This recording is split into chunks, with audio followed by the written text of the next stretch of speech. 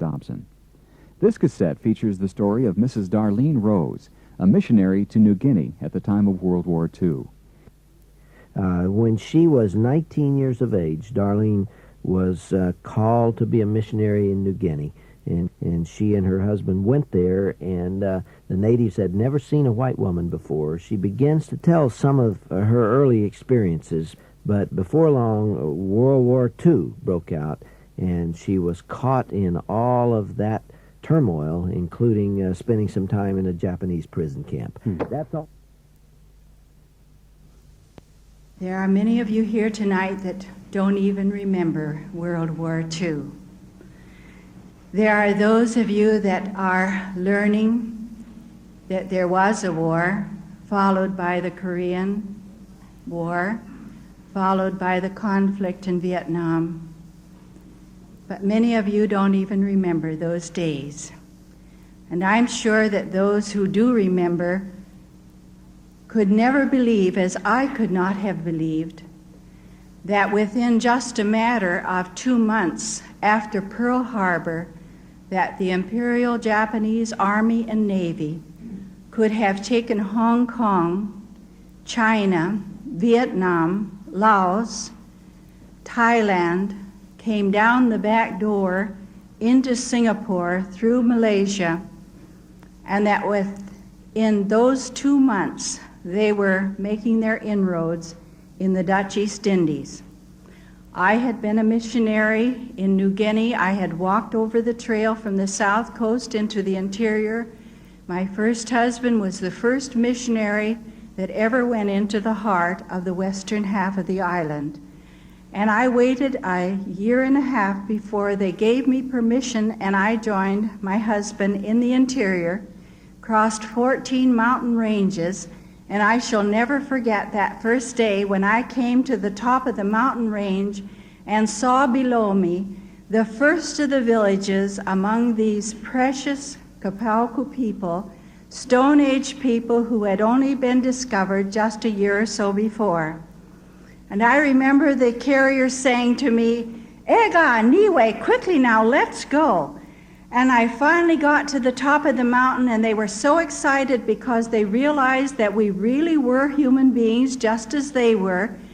And they wanted us to hurry and get there, not only because we were novel, being people from the outside world, but because of the fact they realized now that all of the things that my husband had told them about God who loved them and his son Jesus Christ was available to them too. Before they had always said, but if Jesus loved you, he didn't love us because we're just human beings and you're spirit beings.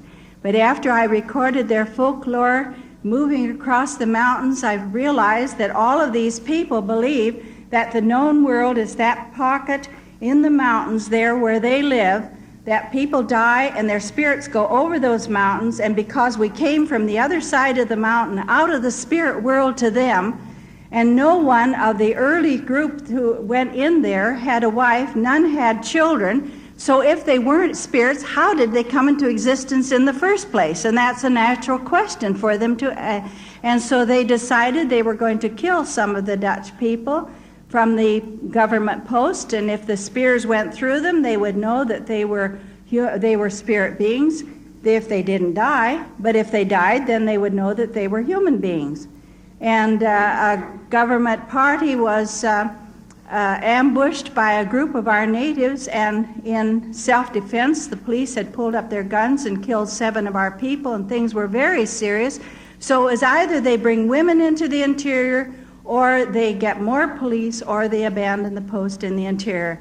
And here I was, and these carriers with me knew that we were human beings just like they were. And I came to the top of the mountain that day, and I looked down, and I saw the people coming out of the gardens and rushing up the mountainside to greet me. Half your crowd goes, "Whoo!" The other half says, "Whoo!" So you get, "Whoo, whoo, whoo!"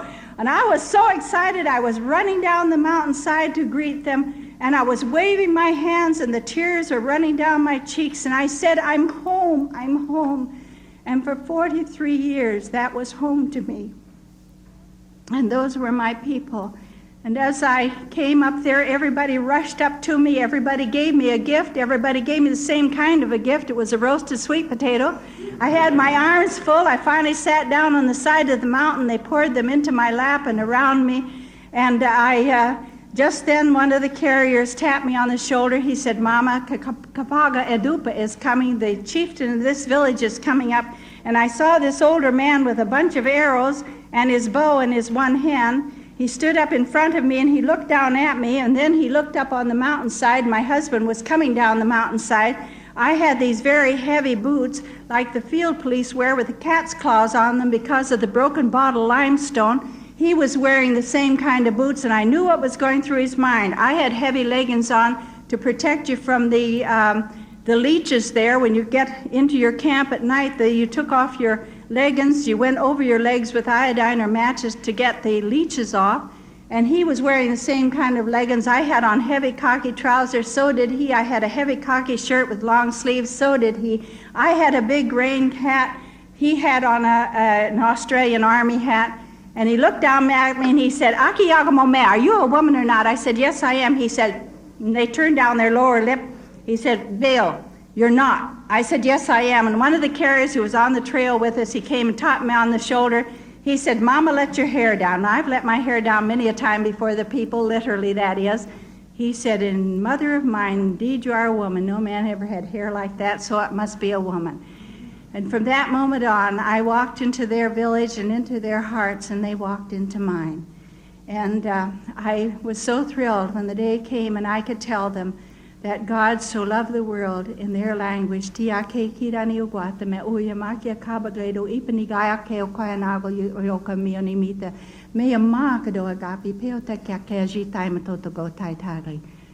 then the day came when we came back. We had made trips into the outer reaches of this tribe of 60,000 people.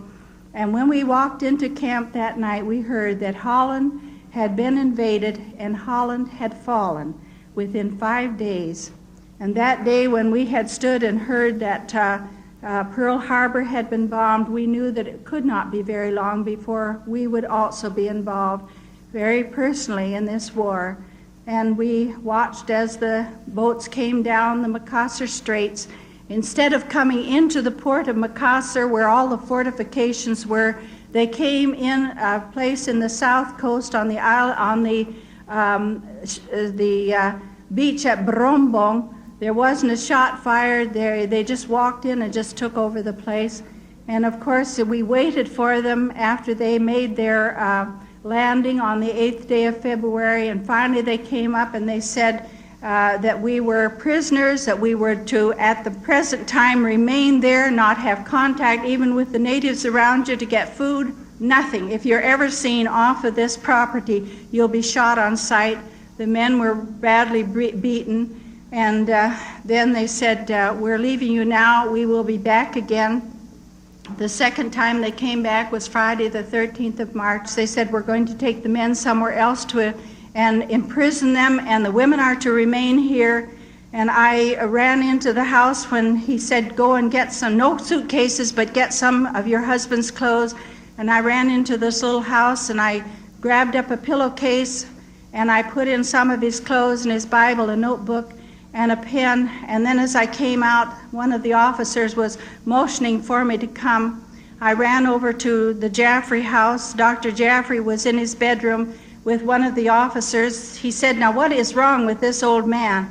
And I said, well, and I began to enumerate the things that were wrong with him because Dr. Jaffrey had been very ill. I said he was in a coma on the coast just before you people came. And I said he has a heart condition. He also has a kidney condition. And I went on to name all of the things that were wrong with him. And he said, well, anybody that needs all the medicine that man needs is not going to last very long anyway, so he'll just stay here. Just tell him he doesn't need to pack. Well, I knew that the only thing Dr. Jaffrey was using was saccharin, and I couldn't understand what all this medicine was that he was packing. And so after they had gone, I went in to see him, and I said, Dr. Jaffrey, what was all this medicine that he said you were packing there? He said, I realized that if they took us out of the mountains, they must be going to take us down to the coast. And he perspired profusely. He loved eau de cologne to put on his handkerchief and to mop his face with. That was what he was packing. And that officer thought that it was medicine, but you know, that was God just keeping that man with us. We needed a man there on the property. And I've often thought how God brings to naught all of the machinations of the enemy. And so I ran out after telling the officer all the things that were wrong with him, and I ran out and I saw that Mr. Deibler was already in the truck. And I ran up to it and I handed him the little bundle of clothes and things, and I thought they could have at least waited till I could say goodbye to him. They'd already started up the motors, and he looked down at me and he said, "Honey, just remember one thing, dear, that God said, I will never leave thee nor forsake thee." And I'll tell you tonight that I really thought there were times when my God had left me and forsaken me. I never saw him again. That day we realized that we were there, and that we were going to have to make some kind of gardens. We were going to have to find some way to keep alive. We had, among other things, to contend with rats. One of the things that I have said, if I ever have time, I'm going to write a book on the rat and I could tell you so many stories about rats. I've had rats always in my missionary life, and in the Balim Valley where we were among the cannibals, and I was adopted by the chieftain as his daughter, we had rats in there that weighed 30 pounds. That's a rat. They were true rodents. We were there for about a year, and finally they came and said that we were living in much too much luxury. They were going to take us somewhere else. So they took us 5 kilometers farther into the interior, and then they pointed across a valley, and up on the mountainside there were some crude shacks over there, and they said, now you're going to go over there. And there are many things about those months there that I have blocked out of my memory. The Lord brought to my recollection some of the things that happened, but the things that I remember most about it is seeing the faith of a man like Dr. Jaffray. You know, it wasn't until I was writing this book that I realized that that flashlight of Dr. Jaffray's and those batteries that he had lasted for over 2 years, and never once did they go out. There was no way to get new ones. And Dr. Jaffray needed that flashlight, and I said to him, how is it that they have never discovered your flashlight? He said, when I hear them coming, and we would always sound the alarm. Everybody knew when they were coming. And he said, I just go up there and I lift up my pillow and I put that and my father's watch under there, and I say, Lord, these things are meaningful to me. I need that flashlight, and this watch they don't need. That was my father's, and I put the pillow back down on there. And you know, watching those soldiers when they would come, they just loot the place. And they would always come to Dr. Jaffray's bed. They'd grab the mattress at the foot end and throw it up over that pillow. And then they would look for something that might be hidden there. And then they never lifted up the pillow. And Dr. Jaffray would come in conscious that they were going to be there. He would put down that mattress. He would lift up the pillow, put his watch back up on a little stand beside the bed. I saw the man of faith that he was. Those were very precious experiences to me. And the time when he stood at the end of my bed there, and I had been out working in the garden. I thought it was a sunstroke, and I had a very high fever, and there was no way they could get it down. And I remember Dr. Jaffray standing at the foot of the bed, and he had his hands on the iron bedstead, and he just looked up without even closing his eyes. He said, Lord, it's difficult to be sick at any time, but he said especially in this time of war, and when these soldiers come, he said, would you keep them away as long as Darlene is sick in bed? And you know, I was in bed for 6 weeks before my fever finally came down, and never once did any soldiers come to that place. And I said, the day I got up and I had dressed for the first time and gone out, the alarm went off and said, soldiers are approaching. I said, Dr. Jaffray, couldn't you just said 6 months instead of 6 weeks? After we had been there about 6 months, they came and said, we're going to take you somewhere else and intern you. We packed up a few things. We were only allowed to take 3 other dresses beside the one we wore, so I put on all the clothes I could get on. I was within 6 months of furlough when the war came, so I knew my clothes wouldn't last very long. And we went from the place where we were staying there across the mountain over to the village of Molino, where the Dutch people had been interned. And that night we slept in a church. We put the older people up on the benches in the church, and we slept down underneath on the floor, waiting for the trucks, and the trucks were beginning to pull in at dark. And then just as it was just getting light in the early morning hours, we heard them start to rev up the trucks, and everybody was beginning to move. And I can remember lying there and thinking, oft methinks I hear his footsteps stealing down the paths of time, and the future dark with shadows brightens with a hope sublime. And I thought, Lord, couldn't you just come back today? And always there was there, even in the darkest of the days, the realization that God was there and things became bright again. I remember that day as we got into those trucks, and they were just stake beds, and there wasn't even a tailgate on there, so the younger one of us joined our arms together so that we could make a cordon around the older people in the center of the truck bed, and there was one up on either side that held on to the cab so that we wouldn't be thrown out, because with all of those people that they loaded into the back of these trucks, they drove just as fast as they could and round the corners, and we were just sure that somebody was going to be thrown off of that truck, or the whole lot of us were going to go and down the mountainside. The hundreds of feet below, you could see the valleys down there. But by the time we finally got to the coast, they pulled up into an area that they had been making into an internment camp. We looked and saw these great long barracks. They were about a half block long, and they said, this is where you're going to be staying. They divided us up into groups, the Dutch people in most of the barracks, and then all of the foreigners were in the one barracks. And I was chosen, I think perhaps because of the fact that I was fluent in Dutch and also Indonesian as well as English. And I was head of this largest barrack in the camp. We called it the Heinz Barrack because we were almost 57 varieties. There weren't many nationalities that weren't represented there. And yet, being so many people from so many different areas of the world, God just brought us together. And I'm sure it was because every night I called them together, and we all came up to the front of the barracks, and I read God's word to them, and then we had prayer together, and there were out of those that gathered with me there, those that came to know Jesus Christ and could thank God for that war because they came to know him as Lord and Savior. We had to have people to work and fulfill all of the jobs that were given us by the Japanese. We were providing for their army that was gathering in around us. We were between two of their largest airfields. We made their uniforms. The older women knit socks for them. We worked in rice fields and mud up to our hip, and of course in the mud, so that we got these terrible tropical ulcers on our legs. I've built roads for the Japanese, worked out in the sun days on end, felling trees.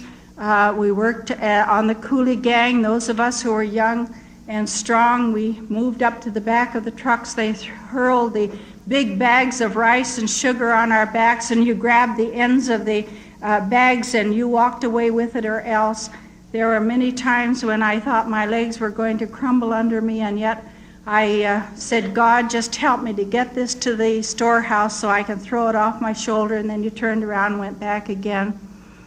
We had, among other things that we raised for them, pigs. We had a large pig pen that had a beautiful cement floor that had to be kept clean. We had to cook 3 meals a day for those pigs. The camp commander went out into the jungle, or out into the villages near us. He shot dogs, brought them in. We skinned the dogs, cut them up, cooked them with the stems of the banana plant so that these pigs could have 3 hot meals a day. When the garbage came in from the coast, from the officers there, we always gave it the finger test. You went through it like this, and if it didn't fall between your fingers, it was big enough to eat. And we ate the dog's livers. When he found out that we were eating the livers from the dogs, it doesn't taste any different from cow's liver.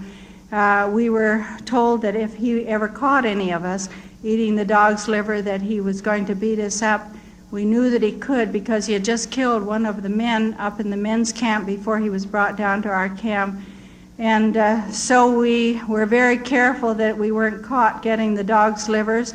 Some of the other things we carried back, hid them inside of our clothes so we could carry them back and have them for the kitchen for those that were in the hospital and those that were very ill. With the pigs we got flies, and with the coming of the flies by the aliens into the camp, we had to kill, in spite of all of the other work we had to do, we had to kill flies, and you were sometimes called up to his office, and he made you count the flies, lay them out so that he could see that everybody had 100 flies a day. And in spite of that, there still were just aliens of flies.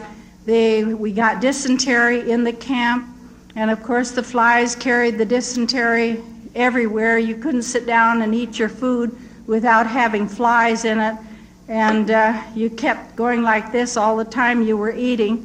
They brought in, sometimes we had sufficient food, sometimes we didn't. We said we never skipped any meals, but we sure postponed a lot of them. But when they brought in these fish, boy, we didn't take anything off of them, and we didn't take anything out of them. And I can remember Mrs. Presswood sitting next to me, and she said, "You know, darling, I could eat the head of that fish if it didn't look up at me so pitifully." I said, "I long since lost my pity for here," and I gave her a piece of the tail of mine, and she would give me the head of hers. The only thing you can't eat about a fish is the pupil of the eye. It gets to be just like a hard little BB when it's cooked. We, one day, and if you were cooking porridge, you were up at 4 o'clock in the morning and stood there at this great big paddle and cooking in a 55-gallon drum the porridge for the village. And this one day, it just tasted so good. It tasted just like it had bouillon in it. But when it got daylight so that we could actually see what was in our plates, there were hairs that were surfacing, and finally the tail of a rat turned up, and some feathers, and we realized reconstructing must have happened during the night. There was a ledge right up above the drum for the porridge, and you soaked your rice during the night. And they must have been struggling there, the rat trying to get the bird, and both of them fell into the drum and drowned, and so they got cooked. But we had so many people down with dysentery that finally there were 500 people down with dysentery. And the rats in our barracks, they were just bamboo mat walls with mud floors, and during the rain there was just mud constantly there, and double-decker bamboo racks on which we slept. And I've even had the rats eat my mosquito net and get into bed with me. And so now you know about these other rats too. But I can remember one night when I awakened and I could look down at where my toes were. I was on the upper rack, and there was an opening between the wall and the roof, the grass roof. And the moonlight was showing me that there was a big rat coming right up my blanket toward me. And I quickly pulled my feet up, and I sat up, and I yelled for Miss Kemp, who was down below me, to please pull my mosquito net out at the end, the head end, so that I could get the mosquito net between me and that big rat that was in bed with me. And finally she got it out, pulled it out, and when he made his, and he was just frantic, he was as frantic to get out of that bed as I was to have him get out. And he was just going round and round, and I was just watching this rat going around there and trying to get the covers pulled up around my back. And finally she pulled this out, and I pulled it over my head and got it between me and him, and then I slid down the pole, and I got a club, and I went back up after him, but he made his escape by this time. We had them to latch onto the toes and fingers of children that got their hands up at the mosquito net during the night and were sucking the blood out of the children's extremities. When we had those that were down with dysentery and they could smell death, we finally came to the realization we had to set guards over them during the night hours to keep the rats off of them because they smelled death and were trying to get at our patients. It was a difficult time then. Those of us who were young were doing 2 and 3 jobs a day, running from one place to another. And it was in the fall, in November of 1943, when Mrs. Joustra, who was the Dutch head under the Japanese camp commander, came over to the barracks this morning, and she said, Mrs. Deibler, I want to talk to you for a few minutes. I thought about the work, and so we talked about it, and I said, I still have a number of young women here who are very helpful, and if anyone's sick, they just fill in. And so we were doing 2 and 3 jobs a day, and I said, if there's anybody else that can't make it during that day, well, then we can call on these young women here, and I also am available. And finally, she just stopped dead, and she said, but I really didn't come to talk to you about the work. She said, your husband up in the camp in Pari Pari, which was 100 kilometers to the north of us, has been very ill. And then she stopped, and I saw the tears in her eyes, and I grabbed her shoulders. I said, Mrs. Joustra, you don't mean he's gone? She said, yes, he died 3 months ago up in the camp in Pari Pari. It was one of those moments when I thought my Lord had left me. I was like every young person. I was waiting for the day when the war would be over and I could go home to New Guinea, to my people. And I just turned around and I went to the only one I knew to go to, and I said, God. Immediately he answered me. He said, did I not say to you, my child, that when thou passest through the rivers, I would be with thee, and through the floods they not overflow thee, and neither should the fire kindle upon thee? And I turned away and I said, Lord, all right. I learned in those days that there's a peace that cometh after sorrow, of hope surrendered, not of hope fulfilled, a peace that looketh not upon tomorrow, but calmly on a tempest that is stilled. It's a peace that lives not now in joy's excesses, nor in the happy life of love secure, but in the unerring strength the heart possesses, from conflicts won while learning to endure. It's a peace that is in sacrifice secluded, a life subdued, from will and passion free. 'Tis not the peace that over Eden brooded, but that which triumphed in Gethsemane. And I can tell you tonight, beloved, there is a peace through the comfort of the Holy Spirit that nobody can understand until you pass through it and know. We had women who were taken away from our camp by the Kempe Tai. Some of them returned, some never came back again. Those that did return never talked about what happened to them.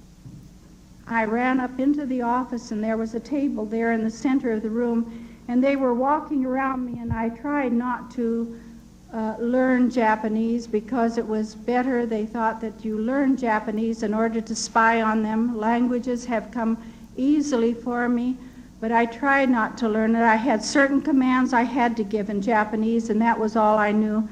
And all I could understand was when they were laughing and poking fun at me, and it was America.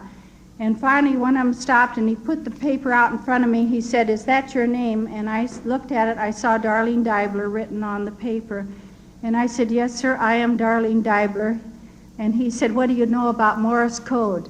I said, "Sir, I don't know a thing about Morse code. I have never learned it." And he said, "You go over," and he said, "get another dress and come back. We're going to take you somewhere else to." And he said, "We'll see how much you know about Morse code."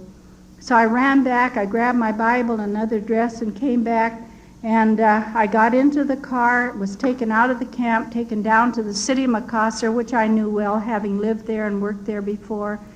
And I saw that they were pulling up in front of what had formerly been our native insane asylum. And I just cried out, "Lord, why must I go through this? Wasn't it enough that you took Russell And so sweetly my Lord answered me. He said, "My child, whom I love, I chasten."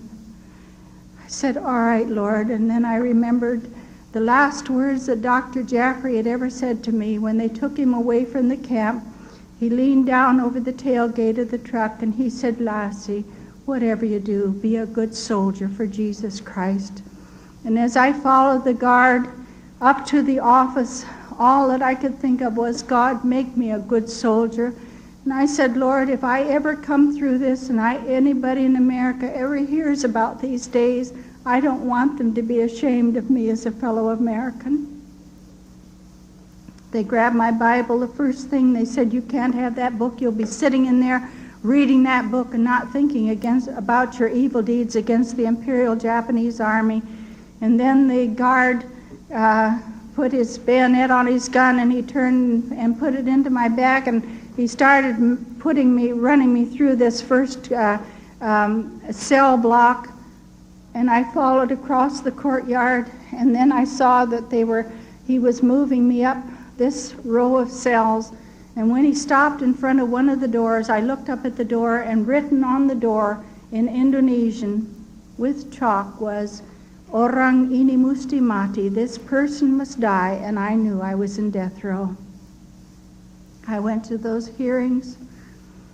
They said I had been an American spy. They said they had evidence. A Chinese fellow came in. He had confessed to them that he had seen me in the jungle with a radio having contact with the Allies, that I had been reporting on plane movements, on troop movements.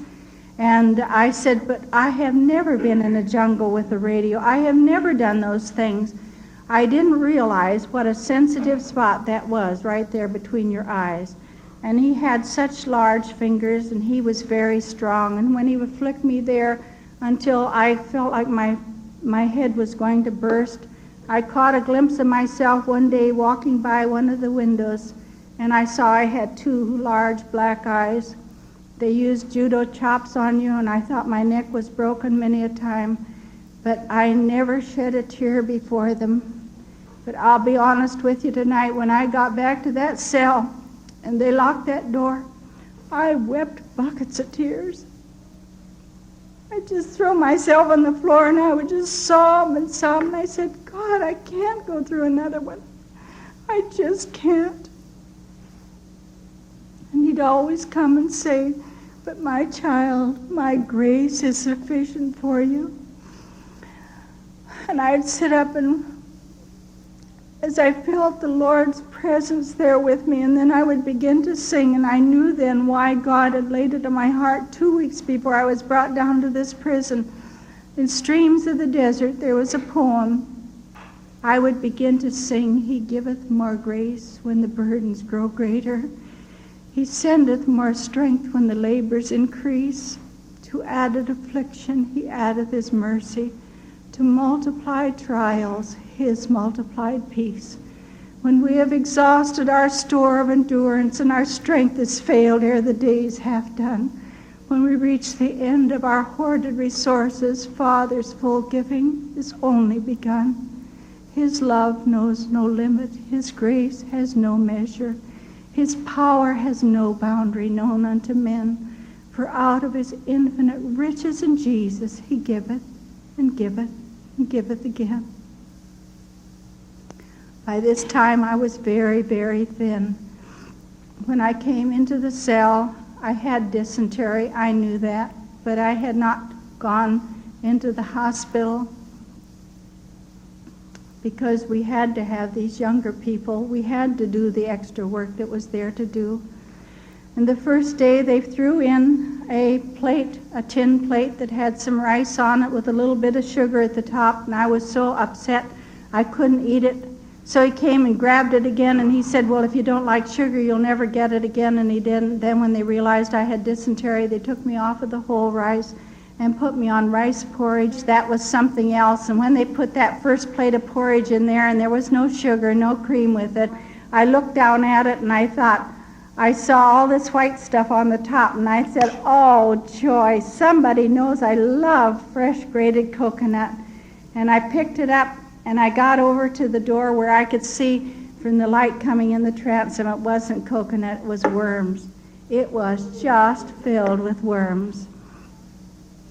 And I remember thinking, oh boy, that's a new experience, and I'm going to shove them all up on the side of the plate. And I was picking these worms out, and I had them all around the plate. And of course, with the dysentery, in came these big blue bottle flies, and they just lit on that plate. And right there, and they were eating those worms, and I thought, now that's no good. If they can eat the worms, so can I. And I could thank God. I honestly could thank Him for that plate of rice porridge, worms and all, because I knew I could have been there without anything to eat. And one day I had climbed up because I was having an attack of malaria. And I got up to the transom above the door, and I was hanging on there. And I had one foot on the doorknob and the other foot over on the windowsill. And I was hanging there, and I was trying to get air on my face because of the terrible fever from the malaria. And I could see the courtyard there. There was an overhang of the roof, so nobody could see me, but I could see them. And I was so fascinated to see other women. And most of them were native women there just for minor misdemeanors, and they were allowed to walk around that courtyard in the afternoon. And I saw this one woman, and every time she saw the guard go that way, she went this way. And then when she heard him click his heels and stop and make his turn, she stopped dead. And she was edging off toward the fence that was at one end of the courtyard. It was covered with Honolulu creeper. And I watched her, and there she was down there next to that fence, and he turned around and he went that way. And through that Honolulu creeper came a hand, and on that hand was a big bunch of bananas. And seeing those bananas, oh, I wanted anything to eat. I could smell those bananas. I could remember the taste of bananas. Oh, I wanted a banana. It was like a physical hurt within me. And I got right down off that door, and I got on my knees, and I said, Lord, I'm not asking you for a whole bunch of bananas like she has. Could I have just one banana, Lord? And I said, please, Lord, don't think that I am not grateful for this rice porridge. I really am. And I'm sorry if I ask for a banana and you can't get a banana in here to me. And I really didn't see how God could ever get a banana in there.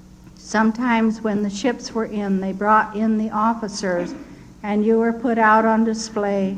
And you had to be sure you made a proper bow at a 45-degree angle, and then at a 90-degree angle, when if it wasn't pleasing to them, you went right down. And I was waiting because I heard. My ears became very sensitive to sound. And when they were coming across the courtyard, I could tell there were officers coming. And I had just a skin and bone by this time, and I said, Lord, I need strength to be able to stand up here and to make my bow properly when that door opens. So you help me now, Lord. And the guard came, and he got the wrong key in the door. And so I sat down for a minute. I was so weak. And I could hear officers talking out there. And finally, he got the door open. And I stood up very rapidly. But there, standing in the doorway, was the camp commander, the Japanese camp commander from that other camp from which I had been brought down to this prison. And he was smiling. And it had been so long since I had seen a friendly face, since I had seen anyone smile. I was so excited, I just clapped my hands. I said, oh, Tuan Yamaji, seperti lihat sobat yang lama. I said, Mr. Yamaji, it's just like seeing an old friend. And the tears came in his eyes. He turned and he walked right out of the cell, never said a word to me. For a long time he talked to those other men who had been trying me. I don't really know what he said, but I think he was telling them about the day when I heard that Russell was dead, had been dead for 3 months. And he called me over in the afternoon hours, and he said, I just wanted to talk to you. And he said, you know, this is war. I said, yes, Mr. Yamaji, I understand that. He said, you know what you heard today, many women in Japan have also heard. I said, I understand that too. And he said, you're very young. He said, someday the war really will be over, and you can go back to America, and you can marry, you could go dancing, you can go to the theaters, and forget about these awful days. And I said, Mr. Yamaji, may I have permission to speak to you? You'll always ask permission first.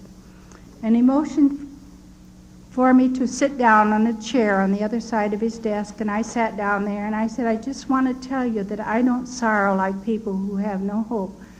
I want to tell you about somebody I came to know when I was 9 years of age back in Boone, Iowa in America. And the Lord gave me the most beautiful opportunity to lay the plan of salvation before that Japanese officer. I knew from that moment on that man was my friend.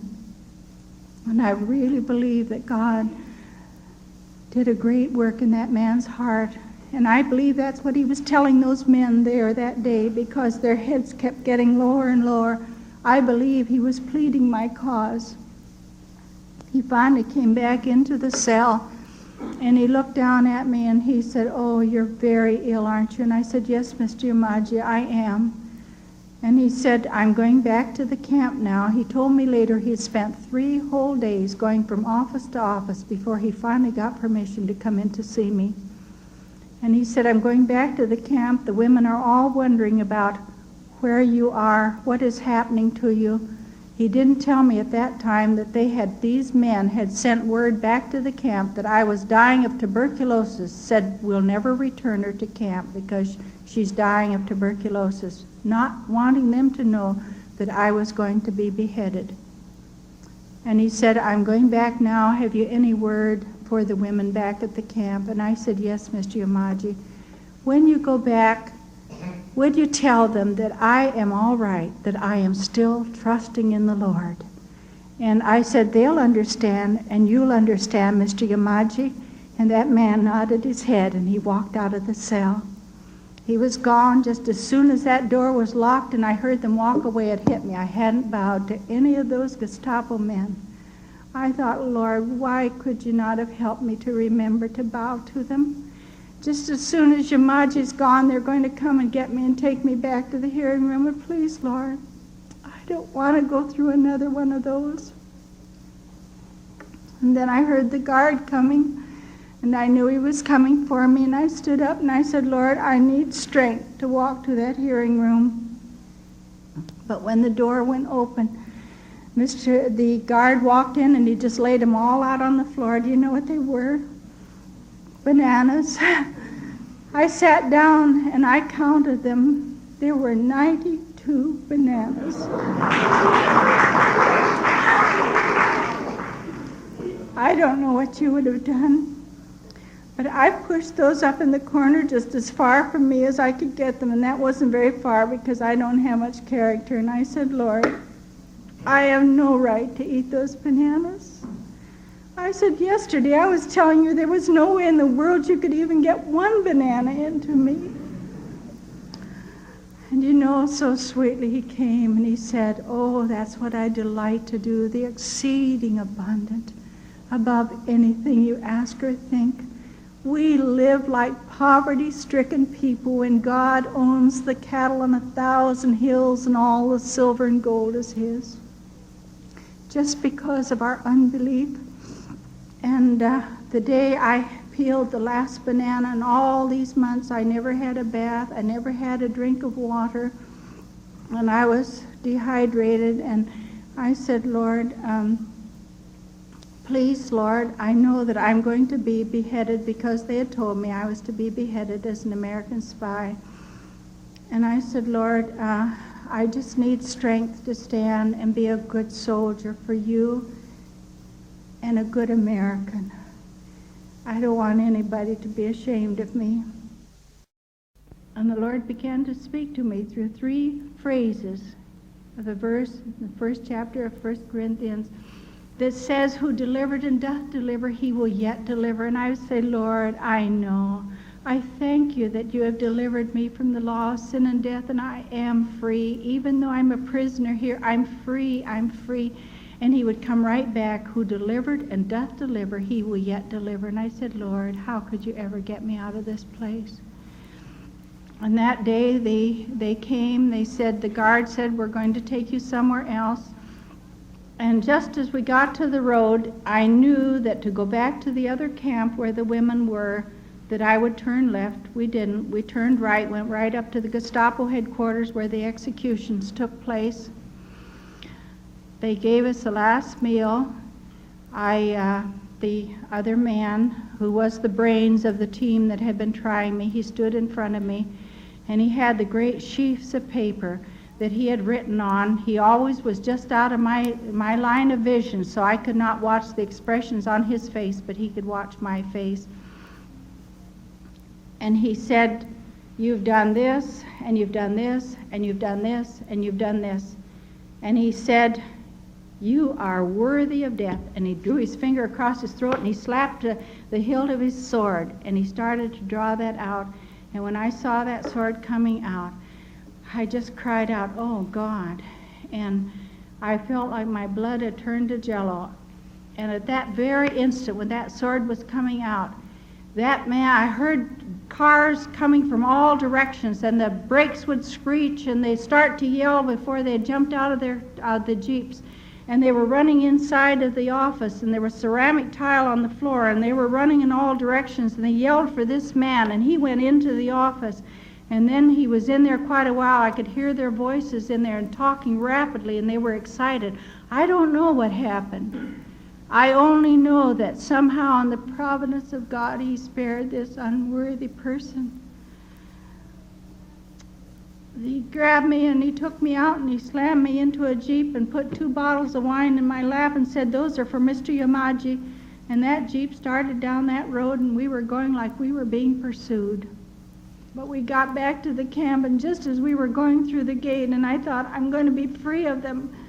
And he reached forward and he grabbed my arm, and of course I was just skin and bone. And he nearly broke my arm. I had all I could do to grit my teeth and say, "God, don't let me scream, don't let me scream." And he said, "If you ever tell anybody anything that happened to you, I'll get you the next time." Oh, fear came over me. I knew that he could. And he said, "You'll never come out the next time." Finally, I came back to the barracks. Oh, the fear that had been on me. I was so afraid my mind was going. Fear is of the devil. It was like a physical cloak on me. One day I knew, after having spent 6 days, and I didn't dare sleep at night. At night I would lie there and I would go through the scriptures I had memorized, and I would just cry to God to spare me, keep me from losing my mind. And finally I went out and I walked on a grassy plot back behind the area where we ate. And I said, "God, I've tried with everything that was within me to keep my mind." And I said, I need sleep now. I'm not well. And I can't go on like this. And I literally threw my arms out. I said, "I'm gone, I'm gone, I'm gone." It was just like arms went underneath me. And I began to sing a song written by Dr. A.B. Simpson. It says, "Underneath thee, oh, how precious. You have not to mount on high, but to rest upon his promise and in trustful resting lie." And I saw it. I've been trying to reach up to God. I've been trying to commend myself to God. And when we've done the best that we can, we're still unprofitable servants. And the arms went underneath me, and billows of peace just rolled over me, and all the fear was gone. The fear of going back under them, these men again. And God just filled me with his presence. We'd had bombings the year before. We had dug our own slit trenches so that we could have some protection. They were bombing the airfields. Shrapnel was flying into the camp. And no matter whether it was raining at night or not, we had, as soon as the alarm went, we heard planes in the distance, we had to get out and we had to get into those ditches. And many's the night when I stood with an improvised spear that my boys had made for me, the boys that were there. When I speak of my boys, these were the young men who were from the families that were there in the barracks over which I was head. And they'd made this spear, and I would watch for mad dogs, because we had mad dogs coming into the camp. The Salavis is known for rabid dogs, rabies everywhere at certain times of the year. And we had some that were bitten by them. There was nothing to give them. All you could do was just lock them in a shed out at the edge of the camp and wait for death to come. Horrible, horrible death. We had lost more being bitten by the mad dogs than we did to the bombings. And we had not had in all those years any letters, Red Cross packages, no pamphlets, nothing. We were locked away within that camp. We didn't know what was happening in the outside world. And 1 year and 2 years and 3 years, and we were coming to our 4th year.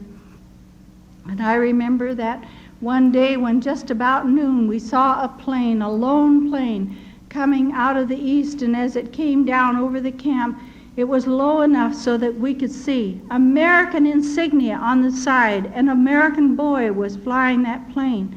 And then where he suddenly dropped over our camp, one of the auxiliary gasoline tanks. I felt angry. I thought, how dare you do that with all these women and children here? How dare you drop that over us?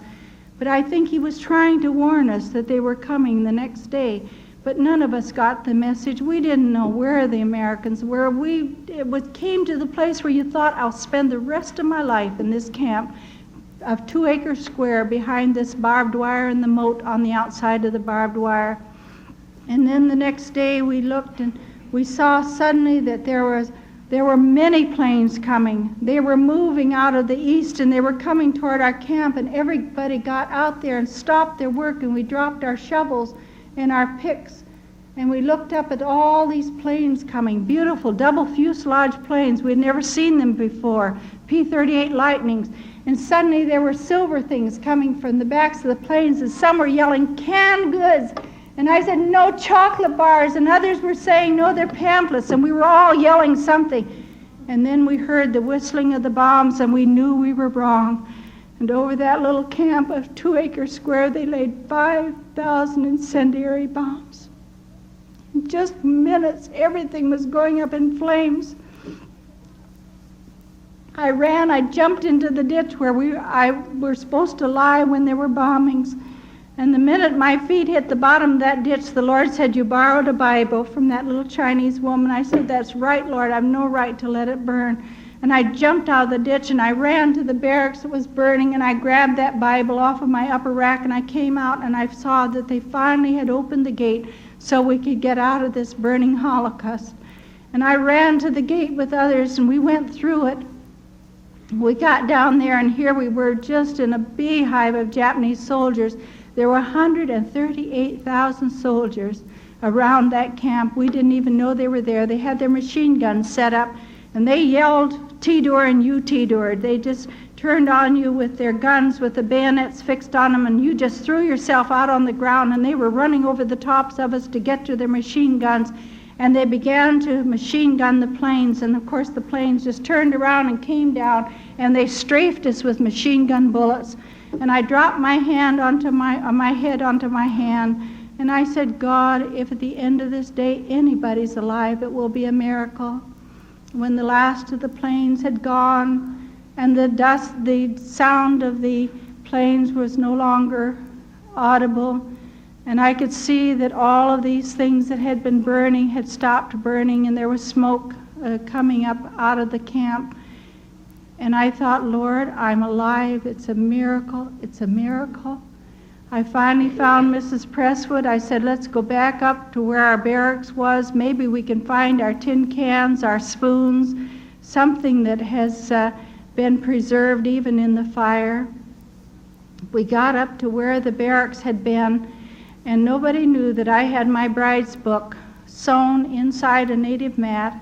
How it happened, only God knows. But when that barracks burned, it fell backwards. The beds came down, the mat burned away, and must have been the wind that blew the bride's book open. And there in the center, on that beautiful black page, was this brilliant gold ink standing out of the certificate. And I looked down at it, and the sun, the last rays of the sun was making that gold to shine. And I said, Lord, that was the only thing I had left. Couldn't I just have that? And the minute I touched it, it just completely disintegrated. I said, that was all I had.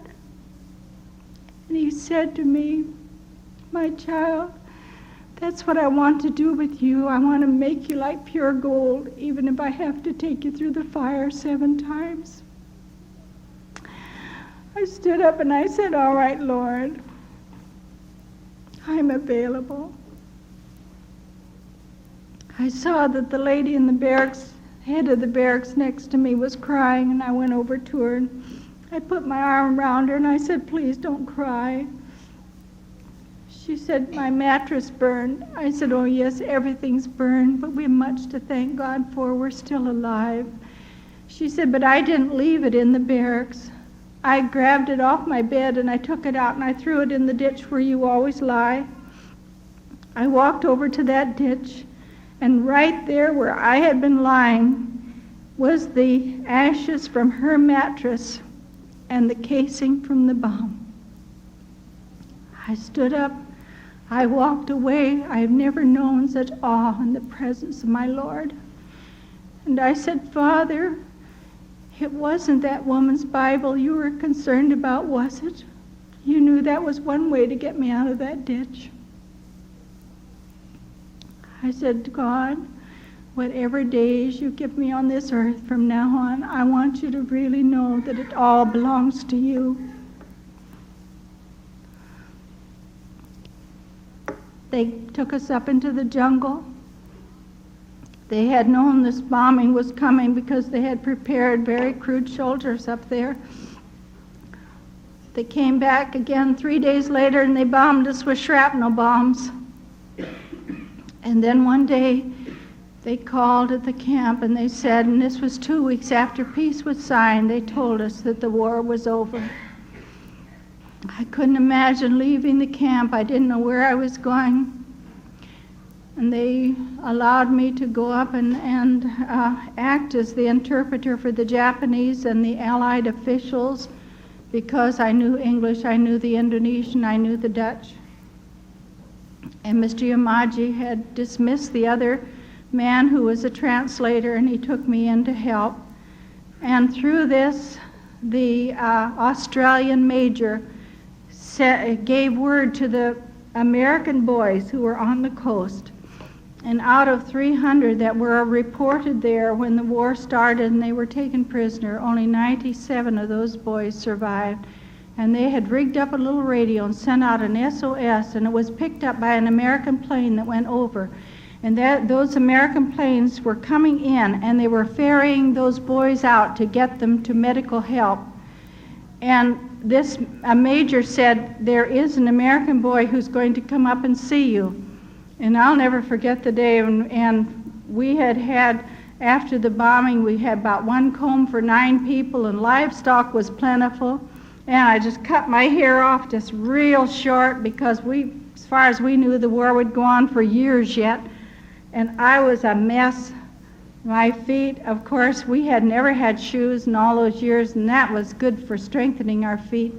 But when this boy came in, and he was an American boy, and he was very well dressed because they had gotten clothes from the Americans who were ferrying them out, and he said, "I understand there's an American girl here," and someone pointed me out, and I felt so embarrassed because he kept looking at my feet, and they weren't all that dirty, and I was so embarrassed I sat down on the edge of this little hut, and I pulled my feet up underneath me, and he said, "Don't you have any shoes?" And I said, "Oh no, we haven't had shoes, but that's all right." I said, "That's good for your feet." He said, "I'm going to get you some shoes." He said, I guess I must tell you, I'm an American boy, and my name is Tom Sawyer. And it was just on the tip of my tongue to say, "Yeah, I'm Becky Thatcher." I didn't know if he had a sense of humor or not, so I thought I better not say that. So I said, "Yes, I am an American girl." He said, "Yes, I heard you up here." He said, "Do you have anything that you really need right now?" And I said, "We need food for our children." Then they said, "All right, we're not supposed to take any women and children." If I had not gone with these boys, the next year I would still have been in that camp because there was no provision made for moving those women out of that camp. They said, "Well, we'll take you on the last plane load, we'll hide you, and we'll get you across to Borneo, Balikpapan, and then on up to the Palawan Islands, and then to Manila, and somehow you'll be able to get home again to America. I remember that day, the 19th day of September, 1945, when I stood there, and I was getting into a little boat to be rowed out to the plane that was there in the harbor. And I thought, as I rowed out to that plane, Lord, here I am going home, widowed at 26, with not a thing in the world that I could call my own. Got to Balikpapan, South Borneo. They took us to the hospital immediately, and they said, is there anything special you'd like to have? And I said, I'd like a shower. We had so little soap and so little water, and I said, I would like to have a hot shower. Could we have a hot shower? And so they said, oh, yes. Well, I didn't say hot because I didn't think anybody had hot showers anymore. But they took us there, and there was hot water, and and soap, and it smelled nice. And we just showered and soaped, and then we'd rinse, and then we'd soap some more. And I don't know how long we were in there until we heard a sound of a knock on the door and said, girls, we have tea ready. See, this was an Australian camp. We have tea ready for you. And if you want a shower later on, you can have another shower. So we sat down at the table. I tell you, it was an unusual experience to be using a knife and fork. Again, we have Welsh rarebit. And it just tasted so delicious. And then that night we got into the hospital. I was taking 18 different kinds of vitamins and medicine at every meal. I said, I'll need food after I get this down. But they decided we needed our hair properly cut, and then they gave us a permanent, and I ran over to the place where I wanted to go. I sent a telegram home, said, I'm coming home alone, that Russell's with the Lord. And I waited for news to come from my family in America. And I would go into the post office, and the young man was there, and I said, have you any mail today for Darlene Deibler? And he would look, he said, no, I'm sorry, there's nothing here. And I went back day after day, and finally one day he just said, boy, I don't know why somebody wouldn't write to you. I was so embarrassed I didn't go back again until the day before they were going to ship us out. They kept us almost a month there until they felt we were strong enough to go home.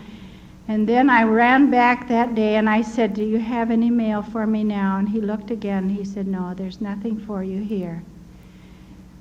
And we got on that ship. We were 23 days coming home on the Klipfontein. We were just within spitting distance of the shore of San Francisco. And they came out over the loudspeaker and said, just pull her out again. Everything is full. Take it on up to Seattle, Washington. And everybody was moaning and groaning, oh, this beautiful city. And I said, oh, I don't know anybody out in California anyway, and I've never been there. And I said, this is known territory to me. I'm glad to even stay on the ship for another 3 days. And then we pulled in here to Seattle, Washington on Navy Day, the end of November 1945. And that night they deloused us, and then the next morning they started to process us. And I remember when these people who had become friends of mine during the trip home were leaving, and their families were coming, and I went out and I crawled. We were sleeping 3 deep in hammocks out on the deck, and I crawled in under those hammocks, and I suddenly realized Dad and Mother are gone too. That's why I have not heard from anybody. And I said, Lord, you took Russell. Did you have to take Mother and Daddy too? And so sweetly he said, you can still trust me, my child. I got up and I said, Lord, I need to find a Red Cross woman. I need to get some money or something to get back to Iowa to trace anybody from my family that might still be alive. And I came around the corner of the deck, and there was a Red Cross woman, and I latched onto her, and I said, now wait a minute. I said, I'm a POW. I said, I haven't heard anything from my family for over 4 years. And I said, I guess maybe they're gone, but I would need to get back to Iowa. Maybe somebody from the family's alive. She said, honey, what's your name? I said, Darlene Deibler. She said, I've been on the ship all morning looking for you. I have 3 telegrams, and they're all for Mother and Dad. But you know, oh, I thank God that he didn't let me meet that woman until I had met him, and I knew that even if Mother and Dad and the rest of them were gone, I could still trust my Lord. You know, it's wonderful that God brings you to that place where it's faith without trappings. Just faith in the testimony of a person that you've walked with for all these years. That even, I think maybe in a measure, it was like Job said, even though he slay me, yet will I trust him. Because I knew the character of my God. I opened them up. Mother said we moved out to Oakland, California in 1943. We knew you were on the ship. We tried to get over there, and when they took you out, we can't get to Seattle in time to meet you, but we're sending money, and it's at Western Union. Now you go and get that, and then you get a ticket and come down to Oakland, California, and we'll be here to meet you, and you call us collect as soon as you can get to a telephone. I got to a telephone. You know, I've said so many times tonight, the Lord spoke to me. And people say, how do you know it is the Lord? I think this is the best illustration I could ever use. I had not heard my mother or father's voice for over 8 years. But when that telephone went up, that receiver on the other end down there in Oakland, California, and I heard someone say, hello, Darlene, I knew it was Mother. Nobody ever said my name like my mother did. That's the way it is with my Lord. When he says, my child, I know it's my Lord. And I listen. She told me my brother had just gotten in from Germany on the East Coast. The first thing he asked his mother, have you any word from Darlene? She said, I know she's on a ship and she's on her way up to Seattle, Washington. And so I went to the train station to get a ticket to Oakland, California after collecting the money at Western Union. And when I told him that I wanted a ticket for Oakland, California, he said, my dear, he said, don't you know a war's been on?